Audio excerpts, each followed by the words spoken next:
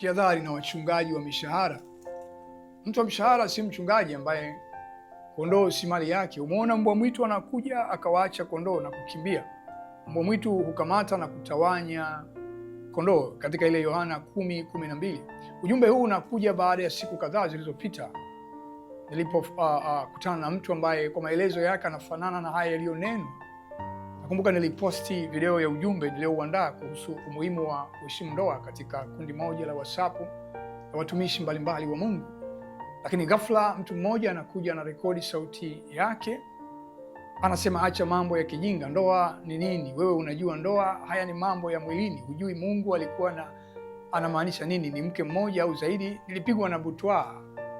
Inawezekanaje huyu naye akawa mtumishi kwa maneno haya ya kejeli na jeuri?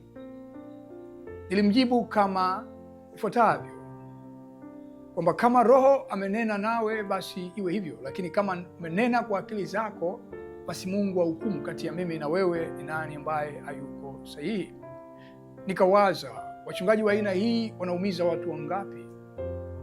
Nikakumbuka maneno ya Mtume Petro anaposema juu ya Yuda aliyewaongoza watu kumkamata Yesu.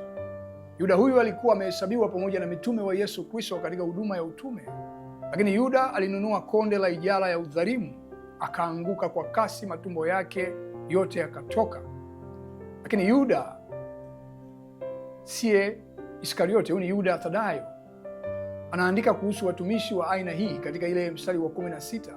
Anasema watu hawa ni wenye sifa zifuatavyo: wenye kunung'unika, wenye kulalamika, waendao kwa tamaa zao, vinywa vyao vinanena maneno makuu ya kiburi, wakipendelea watu wenye cheo kwa ajili ya faida. Yohana naye mtume katika ile Yohana wa kwanza 2:19 naye anaeleza hivi: walitoka kwetu lakini hawakuwa wa kwetu, maana kama walikuwa wa kwetu wangalikaa pamoja nasi, lakini walitoka ili wafunuliwe kwamba si wote walio wa kwetu. Mungu akusaidie sana, mtu wa Mungu ambaye wakati mwingine umeumizwa na watumishi hawa, au ni mtumishi au amenena maneno haya. Jua kwamba na wao wapo, lakini Mungu hatakawia kuileta hukumu yao. Mwenye kujitakasa na azidi kujitakasa, lakini atendaye haki azidi kutenda haki, kwa sababu Yesu Kristo yu karibu kurudi. Mungu akubariki. Amen.